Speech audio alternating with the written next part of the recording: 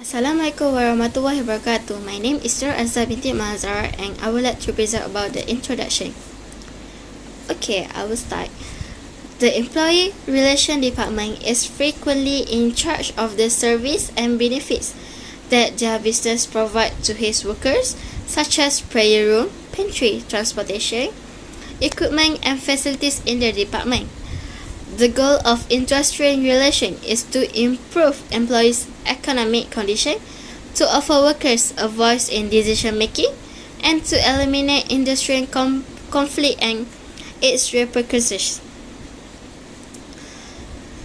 A trade union is an organization created by workers from the same industry that works for the common goods of its members, while a group of employees come together to maintain and enhance their working circumstances. The role of trade union is to negotiate salaries and working conditions, to regulate interaction between workers and employers, to promote members' interests, to guarantee employees have a safe working environment, and to promote members' social welfare. Furthermore, trade unions might exist as either a temporary or permanent organization. An employee joins a trade union for a job security as an employee. They have the right to guarantee that management does not make any unjust decision or treat its employees unfairly.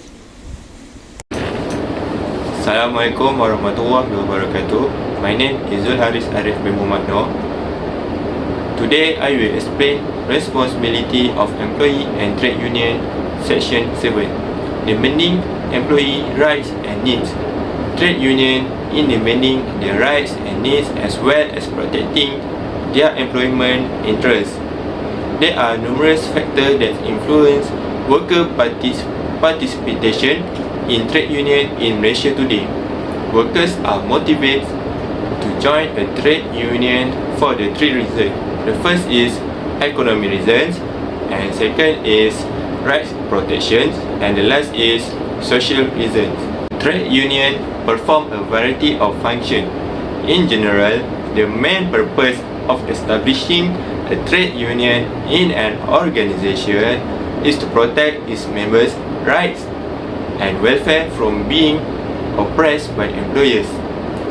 In setting company policy, the function of trade union are establishing channel of communication between employer and employee, protecting the welfare and interests of its member, and representing trade unions members in industrial disputes. Trade union also serve to hold activities that improve the knowledge and skill of their members, to ensure that trade unions operate in accordance with law.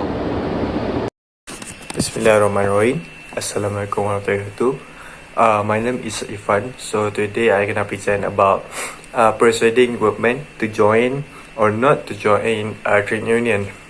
Trade union are one of the important system or institution to have a diligent worker and provide rigid protection to worker. The responsibility of union is very important, especially persuading employees to join or not to join trade unions. The easy strategy to persuade employees and worker that they don't need a union is to address the primary reason they consider unionizations. However, handle them which we need to handle them with emotional intelligence. Employees and have a right to join, participate in and organize trade unions are not restricted by service contract. Assalamualaikum warahmatullahi wabarakatuh. My name is Muhammad Mutawakil bin Ahmad Azmi.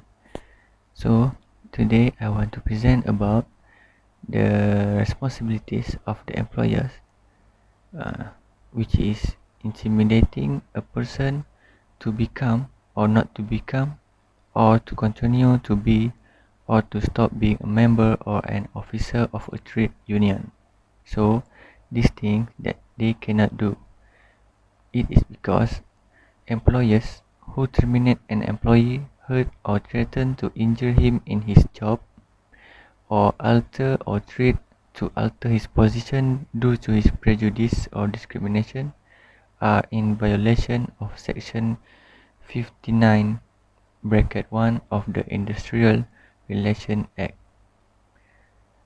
After that, if the employees force or threaten the other employee to stop being a member of the trade union, this is a bad thing to do. And the effect of this is they can focus on doing their job and will produce a bad product or service. And then that, the effect is they not be able to work in a comfortable and quiet environment. So the next is the employee cannot do is inducing a person not to become or stop being a member or an officer of trade union. So there is a difference between the thing that I have been explained before. The first thing that I have explained is intimidating, but this is inducing. So this is more to the effect nicely or subtly without using force. For an example, the employee can induce the other employee by giving them food or money to do something that prohibited to trade union. This will cause them to persistently follow the other person. The employee who has been incited will follow his wish willingly because he has given the wages or given other benefits. And then this also can bring bad effects to the economic and social.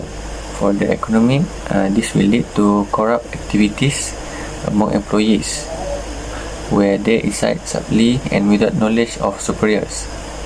And then the bad effect for the social is maybe there will less communication because they want to keep that in secret. The freedom of employees to create and join trade unions is a basic right. Employers must respect and protect workers' right to organize and join trade unions, as well as engage in lawful trade union activity. A trade union, as is generally known, is an organization that plays important part in the enterprise interaction between employers and employees.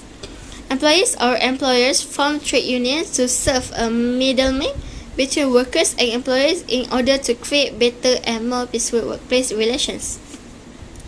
In Malaysia, the right to establish a trade union is also explained in the main law of the country, namely Federal Constitution, and in Article 10 of the Federal Constitution guarantees the right of citizens to form an association. Issue of the Industrial Relations Act Section 7. Conflict issue. Issue such as conflict or dispute that occur between employees and employer are frequently. This is because when workers and oppressed are oppressed by employers, a trade union emerges to protect workers' rights and make them more secure.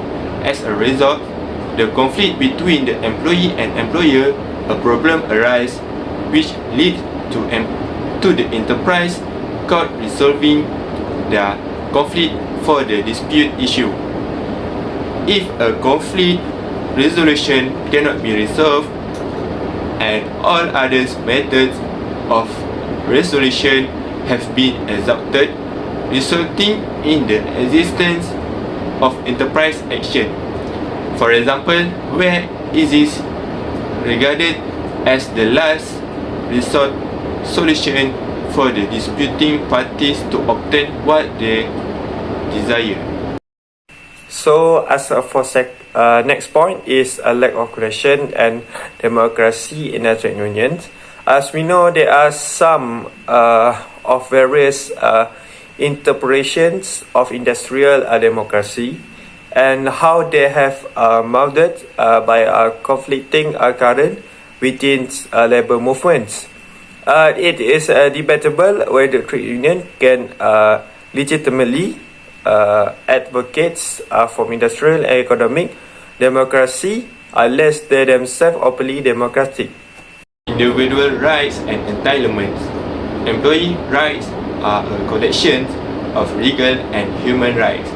The Industrial Relations Act 1967, revised in year 2010, the act that promotes and maintains enterprise harmony, establish rules for employee-employer relations and prevent and resolve any difference or dispute that may arise. Section 7, Part 2 of the Industrial Relations Act of 1967. Section 7 was enacted to prohibit on the workers and their trade unions in respect of certain acts. No worker or trade unions of worker nor any person acting on their behalf shall, unless with the consent of the employer, persuade an employees to join or refrain from joining the trade unions at the employer's place of business during working hours. However, this paragraph shall not be construed to apply to any act performed by a worker, employee in the same undertaking where the act does not interfere with his normal duties.